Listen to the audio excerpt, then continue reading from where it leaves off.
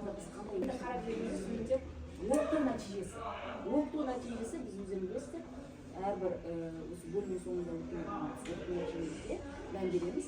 Жаңа заман және қазіргі кездегі қоғамдық саяси ойдың дамуы және 20-шы және 21-ші ғасырдың көрнекті саясаткерлер реформаторлар туралы есту, мысалға Мұстафа Кемал, Махатма Ганди деген сияқты негізгі яғни Франклин Делано Рузвельттің ішкі және сыртқы саясатының ерекшеліктерін түсіндіру. Екінші, бұл жаңа бағыт. Яғни мына сөзге мән беруіміз керек студенттер, бұл бүгінгі тақырыптың өте маңызды бір реформаға қатысты айтылатын дүние, мемлекеттік жүйе, оқшаулану саясаты және карантин терминдері. Мына терминдерді студенттер сабақ барысында сіз қолдануыңыз керек. Және жеке тұлғаның мемлекет тарихындағы рөлі туралы қорытынды баға береміз. Енді студенттер мына жерден қарап жерімізден, мына жерде бізде не нәрсе бейнеленген. Неге қарап жеріңізде интерактив тақтаға не нәрсені байқау өтісті? Ашаршылық. Неге ашаршылық деп бірден айтқандығы? Неге Америка деп отырмыз? Дұрыс. Жалпы мына көріп неде, бейнеде халықтың жағдайының жалпы нашар екендігін көріп отырмыз. Сонда студенттер жобалап қай елде болып отыр деп ойлайсыздар? Қай елде болып отыр деп ойлайсыздар? Иә, Европа елдерінде деп айтуымызға болады. Студенттер, енді мына жердегі біздер енді өздерің білесіздер, біздер жалпы Флиппити деген қосымша арқылы оны өздерің жалпы сабақта қолданып жүрміз бе, иә? Әділ болу үшін мына жерде мен оны басамын. Міне студенттер, мұнан кейін не істеймін? Мен бүгін қарасаңдар, мынау бірінші топ болады, мынау екінші, сіз үшінші, сіз төртінші топ боласыздар. Рет-ретімен отырамыздар.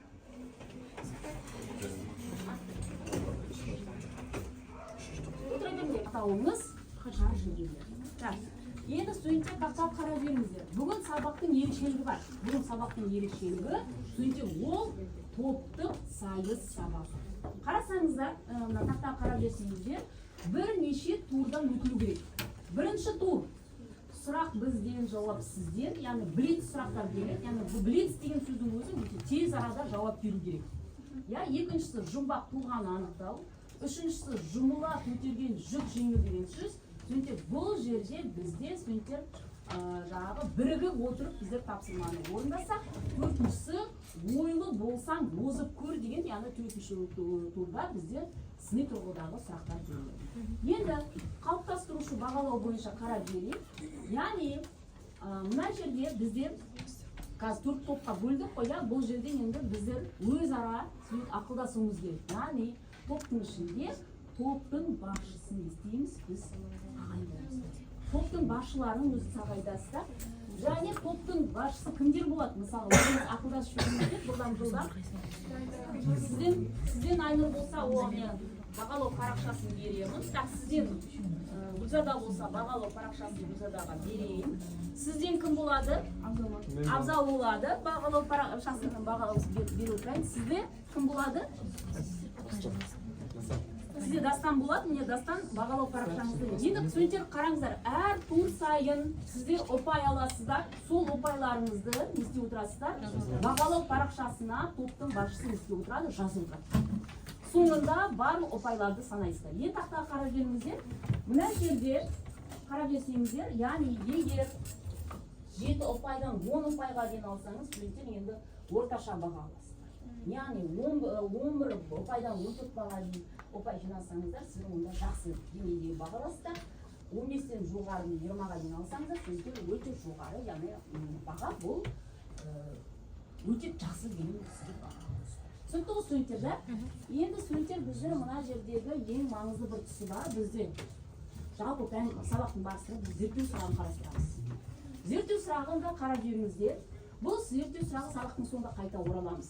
Себебі сабақ бойы біз ол туралы ақпарат алғаннан кейін сіз өзіңіз зерттеу сұрағына қатысты өзіңіз жауап бересіз. Біріншіден, бейбіт және соғыс уақытындағы Франклин Делано Рузвельттің ішкі және сыртқы саясатының ерекшеліктерін анықтап, жеке тұлғаның мемлекет тарихындағы рөлі туралы қорытынды жасап баға бересіз. Бұл жерде студенттер скрин ретінде жазып алсаңыз түсіріп түсіріп алдыңыздар ма студент? Енді бір нәрсе айта кетейін. Біздің өзіміздің үлесі ғой, иә, мына чатымызда сіздерге осы мен бүгінгі сабақта қолданатын ресурстарды сізге жіберіп қойдым. Сабақ барысында студенттер сол ресурстармен біздер жұмыстанамыз, да. Енді тақтаға қарап жүріңіздер, студенттер, мына жерде біздегі бірінші тур. Бірінші тур, манағы топтың басшылары көріп отырсыз ғой, иә, топтан жиналған ұпайларды не істейсіздер, оны жазып отырасыздар, мектептеріңізде, да. Енді сол жерде бір сұраққа бір жауап берсеңдер, бір ұпай аласыздар. Так, ақш-та қанша штат бар? 50. Так, бізде кім айылы бірінші көтерді, сізге бір ұпай. Келесі, ақш-та қанша адам бар? 329 миллион. Так, онда бір ұпайыңызды қосып алыңыздар. Так, мына жерден сөйтіп, мына жерде қарап жүріңдер. 329 месеке, енді 331. Так, ақш-та қанша президент бар? ақш-та президент өте көп. Кім? 46. Так, қарай, 46. Бір ұпайды қосып аласыздар. ақш-тың астанасы бізде Абзал алды. Абзал бір ұпайды өзінің қолына қосып қоясың. ақш-тың қазіргі президенті дұрыс. Мына жердегі Дастан бір ұпайды өзіңіздің қолыңызға қосып аласыздар. ақш-тағы автомобиль жасау орталығы, ақш-тағы автомобиль жасайтын орталық қандай, атауы қандай? Қай жерде жасайды автомобильді? Сөздер. Кім біледі? Кім біледі, студенттер, оны мен айтып берейін, студенттер. Детройт деген жерде. Студенттер, ақш-тың халқының ең көп қала. Дұрыс, Балнұр, топыңызға бір ұпайды қосып алыңыздар. ақш-тың байырғы тұрғындары кімдер? Дұрыс, Дастан қосып аласыздар. Студенттер, ақш-тың мемлекеттік басқару формасы. Так, дұрыс емес, республикалық. Студенттер, оған ешкім ұпай берілмейді. Студенттер, ақш ядролық полигон штаты. Біздің полигон штатымен қатар айтылады атауы. Невада. Дұрыс, кім Невада? Еркебұлан, бір ұпайды тобыңызға қосып аласыздар. Так, ұпайларымды міндетті түрде студенттер санап отырыңыздар, жақсы ма? Так, екінші тур студенттер бізде жұмбақ тұлға. Мына тақтада тұрған біздегі осындай бір танымал есімді бізде кім екендігін сабақтың барысында анықтауымыз керек, студенттер. Екінші турдың өзің студенттер бұл жұптасамыз, яғни қасындағы отырған баламен бірігесіздер, жұптасамыз, студенттер, иә. Енді тыңдаңыздар, парақшалардағы ақпараттардың уақытын анықтап, уақыт сызығына орналастырыңдар. Яғни сіз қолыңызға стикер ұстайсыздар, да? Сосын ақпараттарды талдай отырып, жұмбақ тұлғаның кім екенін және оның өмірбаянын естиміз, студенттер айқындаймыз. Дескриптор тыңдап жүріңіздер, оқиғаларды анықтайды, оқиғалардың жылдарын табуымыз керек. Бірақ студенттер, мына қараңыздар, басқа топтың жұмыс жасаған кезде бізде студенттер датамен жауабы қате болды. Осы жерін ескеріңіздер, асықпаңыздар. Келесі, жұмбақ тұлғаның кім екенін анықтап, өмірбаян туралы толық ақпарат алады. Яғни, дұрыс жауап берсеңдер, датаға дұрыс жауап берсеңдер, 3 ұпайдан өзіңізге қойыңыз. Дұрыс емес болса, толық дұрыс жауап бере алмасаңыздар, онда бір ғана ұпайды аласыздар. Келесі, студенттер тақтаға қарап жүріңіздер. Осы Франклин Делано Рузвельттің өмірбаяны және оның саяси қызмет туралы ақпараттарды анықтау. Мына тақтадан көріп отырсыздар. Мына жерде не бейнеленген? Жылдар. Дұрыс, даталар бейнеленген. Енді не істейміз? Біздер ресурстарды ашамыз. Я, мен жіберген ресурстарды ашылдырамыз. Және сол ресурс бойынша даталардағы мына жердегі дұрыс жауабын істейміз. Стикерлерге келіп жабыстырып қоюымыз керек. Бастаңдар. Аяулым, келin. Шық. Франклин 1816 Ротондағы элитаның балалары Айнұр ал, университеттің колледжін аяқтады. Жақсы ғой мына жерге. Так, үш ұпай Айнұр өздерін қосып аласыздар. Дастан қай датадан десеңіз? 1882 жылы Дүние келген. Так, жақсырақ ғой, 3 ұпайды өздеріне қойып аласыздар. Так, жақсы, сол жерге бар. 3 ұпай сіздерге сіздің толғымайға көрсетеді.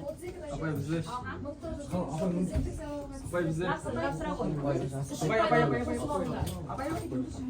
Үш ұпайларыңызды студентке қосып алыңдар. Апай Апай 1910 жылы ірі қызмет атқарғанбыз. Жақсы, үш ұпайды өзіңізге қосып алыңыздар. 1910 жылдың уақыты анықталмай 13 жылы не болды? Жақсы, оны үш ұпайды өзіңізге қосып алыңыздар. Студентке қосыңыздар. Жақсы, иә, мен сол отыра берем, мен үш ұпайдан өзіме қосып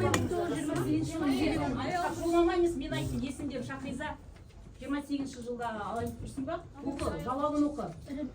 Мүгедек арбамен игерді. Мүгедек арбамен жүруді игерді. Жоқ, мына жерге жазған жоқсың. Апай негізі бар. 28 жылы Франклин арбаға таңында, бірақ өзіне аяушылық білдіруге қарсы. Апай 28-ге тағы жауап бар апай. Так, 28 жауап жазылды. Так, болды ма студенттер, бізде айтылмағандар бар ма? 1905 жылы айтылған жоқ қой бізде. 1905 жылы айтылған жоқ студенттер. Басқасының барлығы толық бізде айтылды. 1905 жылы қандай оқиға болды? Дұрыс, жалғастың жауабы дұрыс. Жалғастың тобына студенттер бізге не істейміз? Үш ұпайды қосамыз. Мына жердегі топтың басшылары ұпайларыңызды не істейсіздер? Студенттер есептеп отырыңыздар. Келесі студенттер біздің бұл жердегі міне Франклин Делано Рузвельт деген есімді тұлға. Қарап отырсаңыздар, бұл Америка құрама штатының тумасы, туристардар 20 ғасырлардағы жалпы тек қана Америкада емес, бұл студенттер әлемге танымал ірі саясаткер. Так, Американың 32-ші президенті, бұл 4 рет президент қызметте. Студенттер Америкада 2 рет қана мерзім отыруға болады.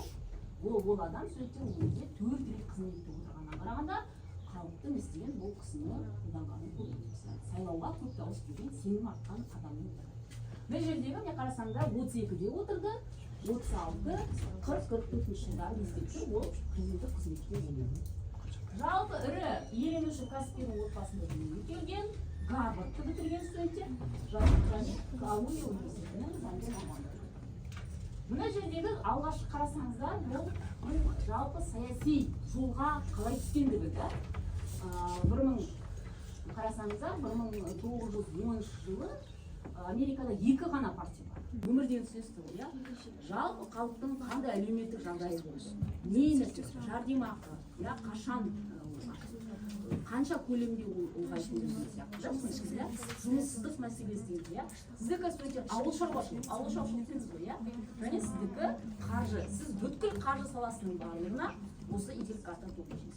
Енді дескриптивті қарап жүріңіздер, жалпы сіздер ішінде қандай құжаттар қабылданды, уақыттың маңыздылығы, яғни негізгі ойды табуыңыз керек студенттер, және осы 1929 және 35 жылдардағы ақш-тың экономикалық өрдің және жаңа бағыттың реформаның әсерін естуіңіз керек, ол так, студенттер, интеллект карта жақсы жасалу керек, жақсы қорғалу керек. Сол болғанда 3 балл аласыз. Я жартылай жасалып, жартылай қорғалса, студенттер 2 және 1 балл аласыз. Бұған студенттер барлығаны, енді студенттер 7 ғана минут істейді.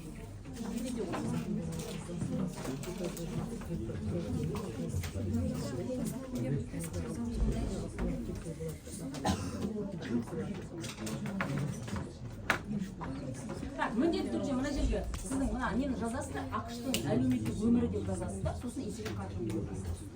Студенттер тездетеміз да, ресурстармен жұмыс жасаймыз. Студенттер барлықтарыңыз бір ғана батымға емес болады.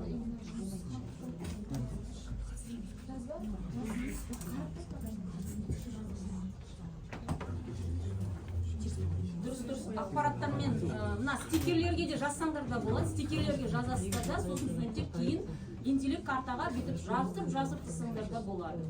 Так, жарай ма? Айны тездетеміз. Маркермен, бірден маркермен жазып. ақш-тың университеті.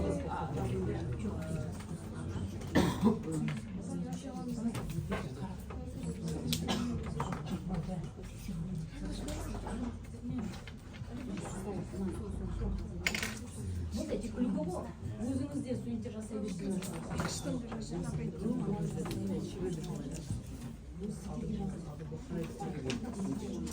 Қандай қаржы бөлінген? Так, мына топқа бір қарап жүріңіз. Шахриза атауын тездетіп жазамыз. Студенттер басқаларымыз нелермен, ресурстармен жұмыс жасап, өзіңізге қатысты тақырыптар бойынша мәліметтерді студенттер интеллект картаға толтырамыз.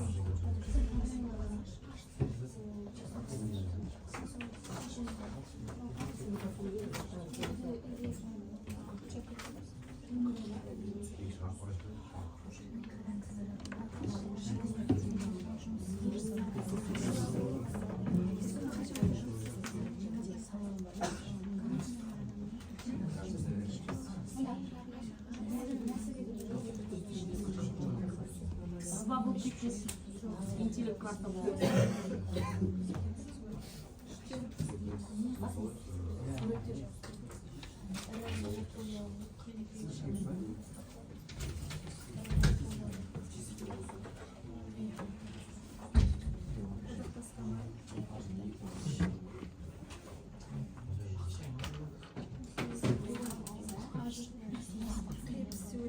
Мына бірінші топ өнеркәсіп саласында түсіндіңдер ғой, қандай құжаттар, қай жылдары, өнеркәсіпте қанша қаржы бөлінді, қандай өндірістер қалпына келтірілді, қайсы дамыды, қандай бағытта, соны анықтайсыздар. Түсінікті ғой, сіздікі не әлеуметтік өмір саласы. Сізде енді ақпарат өте көп қой жерде. Дәулет, сен де стикерге жазып отыр, ана жерде.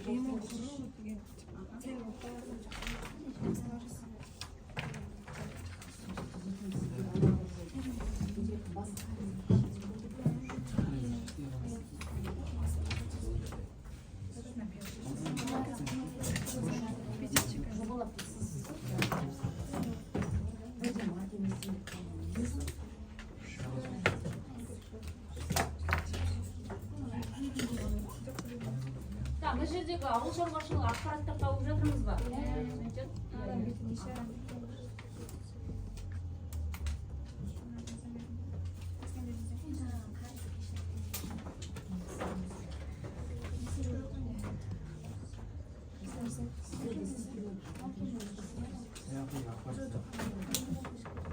Айнұр мен жазып отырған Студенттер регламентті сақтаймыз, студенттер. Қарай ма?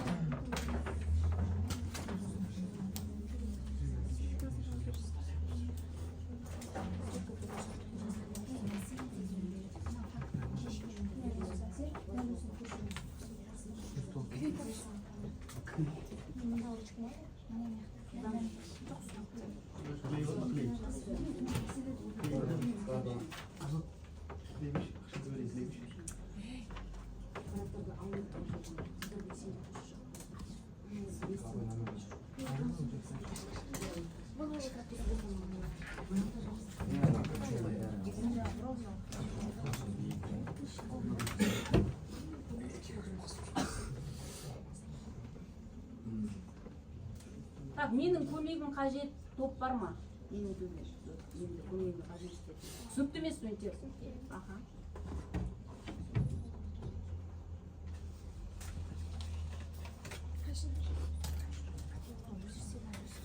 Қайсын жоқ, қиып сразу мына жерде.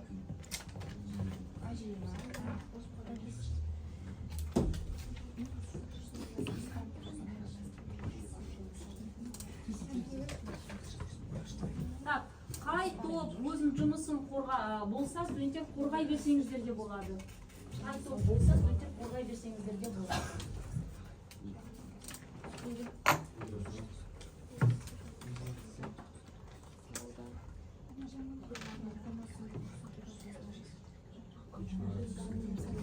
Біздің ресурстың ішінде бар ғой, бекайда. Ресурстың ішінде бар. Оның ішінде бар,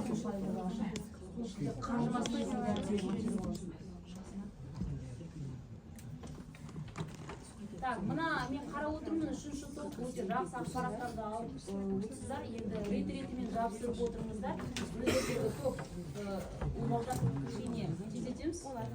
Жолдарбек, өзінде де ақпараттарды іздеп келесі мына жердегі топ. Ливер.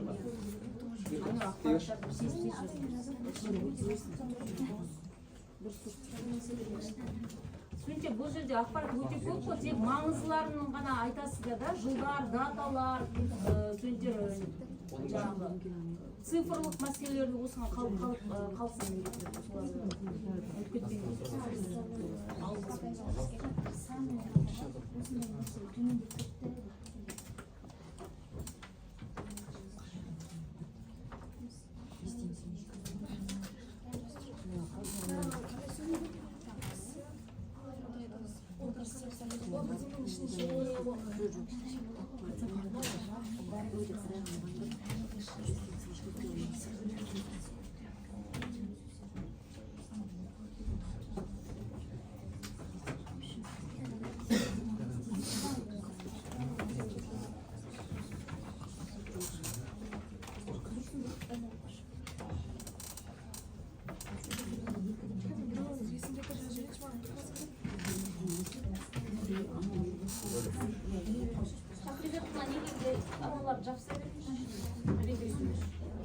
Так, студенттер, уақытымыз, жалпы негізі студенттер 1 минут уақытымыз қалды.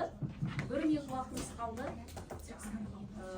Қосатын ақпараттарыңызды ана интеллект картаға қосып отырыңыздар. Студенттер, бұдан кейін әр топтың ішінен жалпы интеллект картаны ортаға шығып қорғайсыздар. Жарайды ма, студенттер? 1 минут уақытымыз қалды енді. Керек ақпараттардың барлығын ана стикерлеріңізді жапсыратын болсаңыздар, интеллект картаға жапсыруларыңыз керек.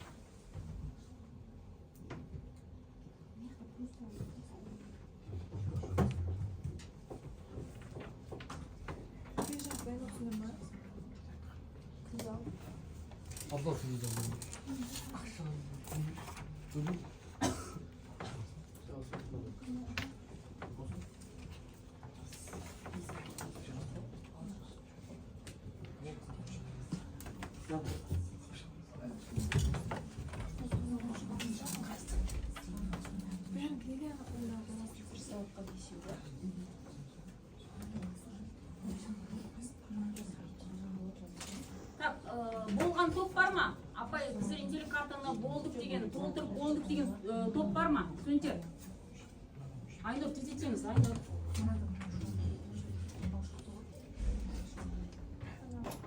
Нұсқасы жалпы бізде осы ақшта өнеркәсіптің Дамыған. дамыған. Жақсы, рахмет. Екінші топ, студенттер, интеллект картаңызды ортаға шығып қорғай қойыңыздар. Студенттер. Екінші топ, тездетеміз. Аяулым. Так, сіздің неңіз ақштың әлеуметтік өмірі, я? Бастаймыз. Сәл мына жердегі Bizim әлеуметтік өмір жалпы біз бірінші мәселелерді айтсақ, бұл жерде басты маңызды мәселелер бұл жұмыссыздық, тауарлардың өту мәселесі және аштық болған. Осы мәселелерді шешуге мынандай факттер келтіруге болады. Біріншіден біздер гранттарымызбен 12 миллион адам жұмыс жүрген болса, соның 4 миллионнан бірден жұмыс тауып берген болатын. Және де ішкі жалпы өнім 103 миллиард доллардан 53 миллион долларға дейін кеміді. Сөйтіп, ол 1929 жылдан 32 жылға дейін Dow Jones индексі 381,7%-нан 41,22 сатыға дейін төмендеген болады. Адамдардың жұмыссыздануы көп салаларда 46-74%-ға қысқарған еді. Енді осы мәселенің шешімін айтып кетсек, елде алғаш рет мемлекеттік зейнетақы бойынша заң қабылданған еді. 1935 жылы еңбек әлеуметтік қорғау, салық және банктер туралы заңдар қабылданған жыл болды. Бұл жаңа бағыттың екінші кезеңі болды. 1938 жылы жалдамалы жұмысшыларға жұмыс тауып беріп, жаңағыдай айтып өткендей 12 миллион адам жұмыссыздануы 40 миллионға қарай өскен болады. Және олардың әсерлерін 1933 жылы жұмыссыздыққа қарсы шара қолдану ретінде табиғатты қорғау үшін азаматтық корпус құрылды. Оның отрядына 18 және 25 жас аралығындағы жұмыссыз жастар тартылған болатын. Азаматтық жұмыстар әкімшілігі құрылып, 30 мыңнан астам жоба іске асырылып, оларда 4 миллион адам астам жұмыс істеді. Әлеуметтік қорғау туралы федералдық заң бойынша 65 жасқа дейінгі адамдарға зейнетақы төленген болады. Жақсы, рахмет. Студенттер, мына екінші топқа сұрақтарыңыз бар ма?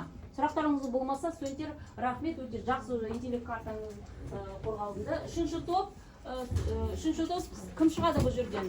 Шақырызда арқалық шығатын бедіңдер.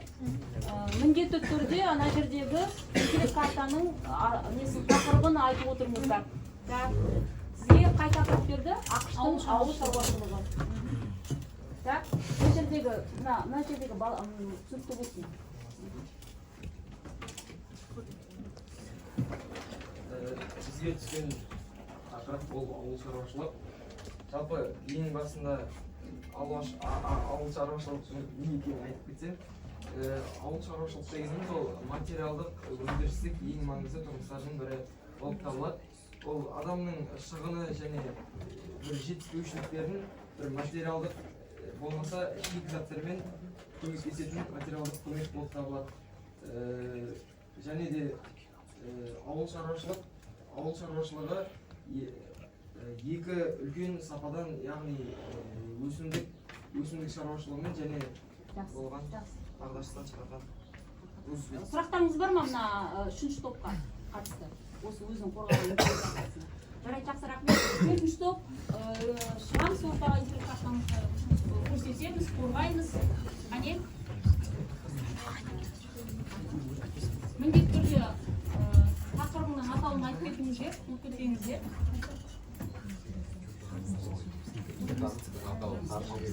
Қаржы деген жалпы мемлекеттің ойлануы, мемлекеттің айлануы, шаруашылық жүргізу үшін субъектілердің заңы және жеке тұлғалардың ақшалай қаржытану туралы болып келеді.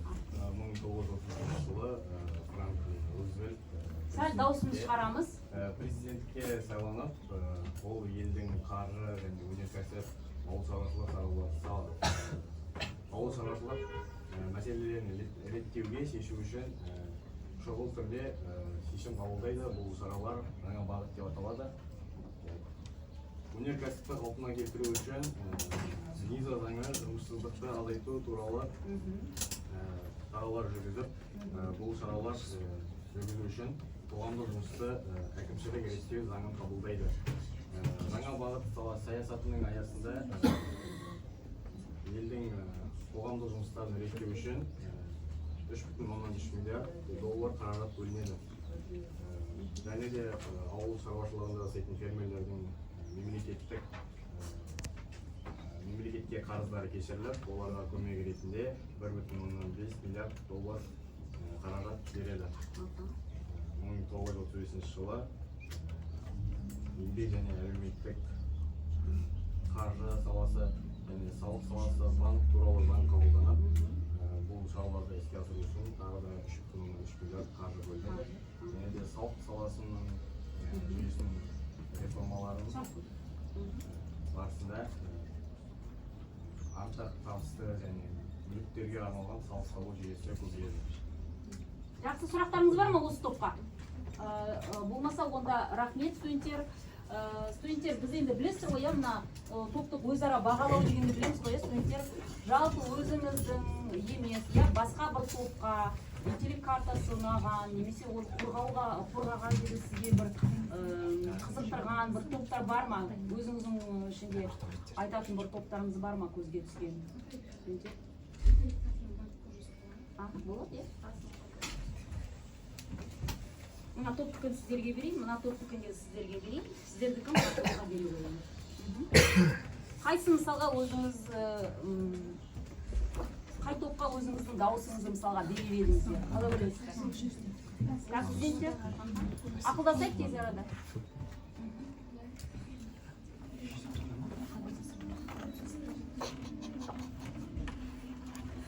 Араңызда шығып айтатындарың бар ма?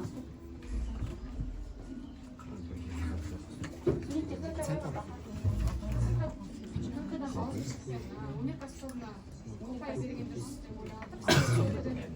Көрнекілікте тақырыпты ашуда және берілген ақпараттар нақты болғанын білеміз.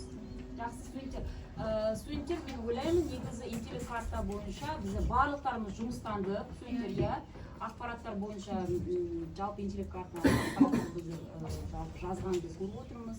айтып тұрғандарыңызды көріп отырмыз студенттер. Бірақ енді мына кішкене жеткізу жағы, аудиториямен жұмыс жасау жағы бойынша жұмыстануымыз керек. Сол себептен студенттер, мен өзім дауыс берейін. Студенттер мына өнеркәсіптің ішіне мен өзім студенттер 2 дауыс берейін деп отырмын. Айнұрлан мына екінші топқа сіздерге 3 ұпай, сіздерге 3 ұпай және сіздерге студенттер 2 ұпай береді. Сол ұпайларыңызды іздейміз студенттер, міндетті түрде парақшаға барып отырыңыздар. Студенттер, келесі тур болғанша не істейміз? Бір сервисный сәтті студенттер жасап берейік. Әріптестер сіздер де жасап жаттығулар жасасаңдар болады. Бұл жердегі түстерді айтуымыз керек. Қазақша айтсаңыздар болады.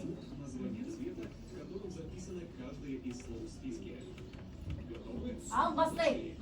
Көк, жасыл, қара, қызыл, жасыл, сары, қара, көк, қызыл, жасыл, көк, қызыл, жасыл, сары, қызыл, сары, қызыл,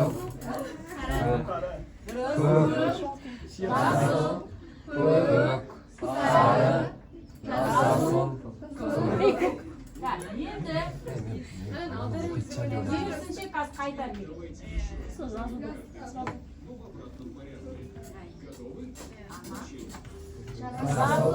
сары, көк, жасыл, көк, қара, қызыл, сары, қызыл, сары, жасыл, қызыл, көк, жасыл, қызыл, көк, қара, сары, жасыл, қызыл, қара, жасыл, көк. Келесі жаттығу үшеміз қазір.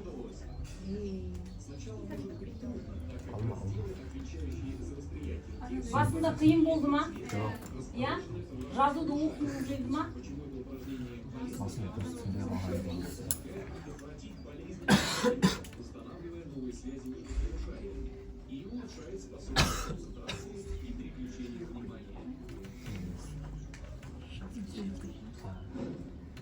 Келесі жаттығу.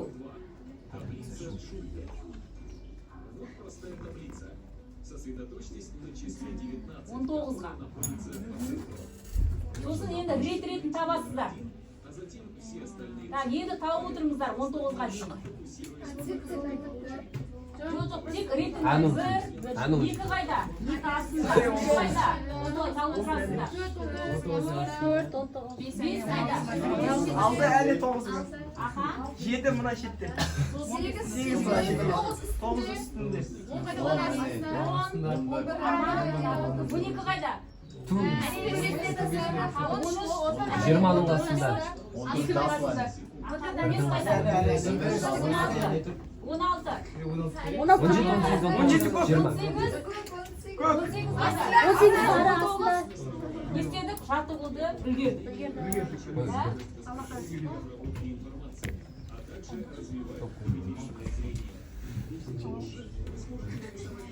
Келесі тағы бір жаттығуымыз бар. Екі мына немізді, қолымызды, саусақтарымызды дайындап отыр. Абай болған бал бері ме? Бұл демалыңдар.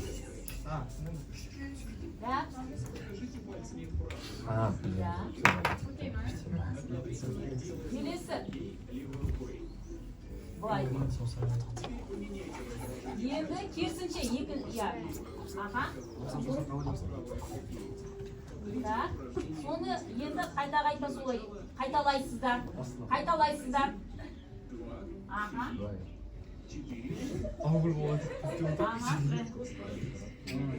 Оңай болды ма? Енді істейміз. Аха, бастаймыз ал. 5 рет істеуіміз керек. Аха. Үлгердіңіздер ма? Студенттер, үлгердіңіздер? Не нәрсе сізге кедергі болды? 5-еуін жасайтында үлгермейсіз. Саусақтарымыз біздің де бағалайды. Olsun istiyorum. Жақсы. студенттер енді келесі біздің турымыз 4-ші турға көшейік. Так, ойлы болсаң озып көр дейді. Студенттер, бұл жерде сіздерге сыни тұрғыда сұрақ беріліпті. Студенттер енді қайта қарап жерінде тақтаға айтыңдаршы дейді. Біздің еліміздің тарихында Рузвельт сияқты өз жұмысында жетістікке жеткен тұлғалар болды. Қазіргі Қазақстан үшін ақш тарихынан қандай сабақ алуға болады? Үшінші бөлімдегі егер Рузвельт бүгін пайда болса, ол біздің мемлекетіміз үшін не істейді? Яғни бұл студенттер осы сұраққа ойланып жауап беріп көрейікші студенттер. Енді бұл жерде студенттер тыныштықта мүмкіндігі жұмыс жасауымыз керек, солай студенттерге әр топшымен кем емес түсініктеме жазылу қажет. Бұл жауаптарды студенттер жазуымыз керек. Логика ұстануымыз тырысуымыз керек студенттер. Тақырыпқа байланысты негізгі сұрақтарға қаншалықты жауап бергенімізді бағалау керек.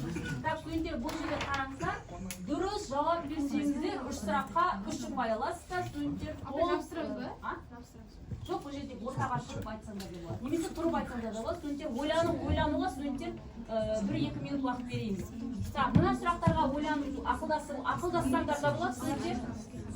Рузвельтке теңесетіндей Қазақстанда кімді айтуымызға болар еді? Так, екінші келесі сұрағына бірден айтасың ба апсың? Жақсы, тұрып айта ғой. Біріншісінде кімге темек тұрсың? Дін Мұхаммед Қонаев. Неге? Өйткені ол осы Қазақстанды, КСРО кезіндегі Қазақстанға қысым көрсеткен кезде көптеген Алаш Орданың жаңағы зиялылары және де сол Дін Мұхаммед Қонаев атамыз осы Қазақстанның тәуелсіздігіне алып көмектескен. Жақсы. Қазіргі Қазақстан үшін ақш тарихынан қандай сабақ алуға болады деген қалай ойлайсыз? Қазіргі таңда жаңа айтқандай көптеген заводтар бар, көптеген машина шығаратын заводтар бар ақшта. Сондықтан олардың экономикасы көп болғандықтан, завод көп болғандықтан экономикасы жоғары тұрады. Сол сияқты біздерге көптеген өндірістік заводтар шығаруға кеңес беремін. Жақсы. Егер Рузвельт қазір болса, біздің мемлекет үшін не істер еді? Рузвельт болса, біздің мемлекетімізге көптеген пайда тиер еді. Мысалы, жаңағыдай ауыл шаруашылығы және де өнеркәсіп туралы көптеген реформалар жайында жүзеге асырар еді. Нәтиже берер еді. Үш ұпайларды қосып алды. Ақжайыз, сіздің қатарыңызда сұрақтарыңыз жауап берсеңіз болады? Тұлғалар мен Нұрсұлтан Әбішұлы Назарбаевты айтар едім. Өйткені ол тұңғыш рет Қазақстан тәуелсіздікті алып шыққанда осы Қазақстанды 20 сонша жыл басқарып, Астананы құрып, ешқашан осы күнге дейін соғысты болдырмай келген елбасы деп өзім есептеймін. Қазір Қазақстан үшін ақш тарихынан қандай сабақ алар еді? Заңның нақты болуы, тәртіптіліктің болуы деген сияқты. Экономикалық дағдарыстар болдырмаудың алдын алу. Сосын не істер еді егер Рузвельт тірі болса? Біздің еліміз үшін. Не істер еді ол? Қалай топ көмектесіп жіберіңіздер? Не істер еді? Реформалар тағы істейді. Біздің де реформалар бар, бірақ ол әрі уақытында орындалмай жатыр. Ол жүзеге асырылады. Жақсы. Жақсы не істедіңіздер? 3 ұпайларыңызды алыңыз. Бірінші сұраққа жалпы стоппен ойланып, зиялылардың ішінен Әлихан Бөкейханды алуды жөн көрдік. Себебі осы кісі бізде бұрында Қазақстанның жалпы халықтың көзінің ашылуын, білімге деген құштарлығын және де әлеуметтік өмір жағында көптеген көмектескен болатын. Аштықпен де жоғары жақтың әсер болмаса да өз қолына барынша істейді. Ақштан қандай сабақ алар еді? Олар дағдарысқа ұшыраса да өздері тұра білді. Әрине новатор әрдайым болады, дегенмен халықтың өзінде бірігіп тұруы, осындай мәселелерге қарсы шығуы, осыларды алар еді. Баға беріңіздер. Осы кісінің жүргізген саясатына қандай өзіңіз баға берер едіңіздер? Кім қалай жауап берер еді? Студенттер, бұл жерде қарап жеріңіздер, зерттеу сұрағын толық түсіндіріп, ашып айтсаңыздар, онда 3 ұпай аласыздар, студенттер. Түсіндіруіңіз толық болмаса, студенттер бұл жерде 1 ұпай ғана аласыздар. Так, бар ма осының ішінде зерттеу сұрағына жауап берем дегендер?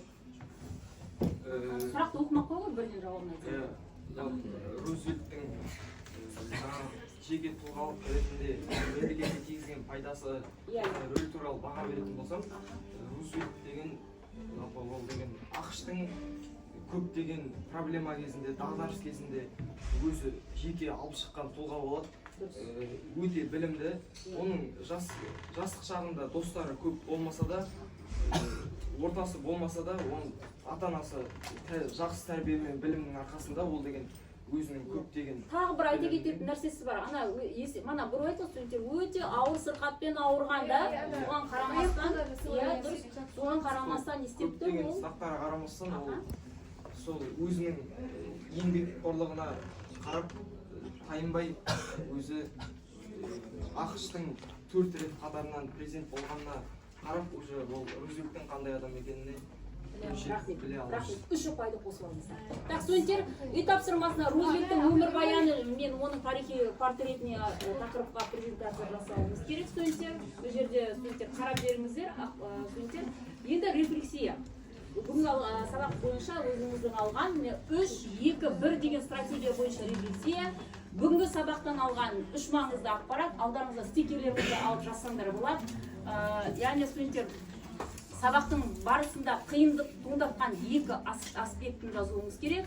Бүгінгі сабақта ұнаған бір іс әрекетті және сосын келесілерді бұл жерде ортаға шығып өзіңіздің студенттер мына рефлексияңызды, кері байланысыңызды бересіздер де бұл жердегі менің жетістігім деген баспалдаққа өзіңіз студенттер қай жетістікте тұрып отырған екеніңізді көрсетсеңіздер болады. Қане студенттер, ойланайық.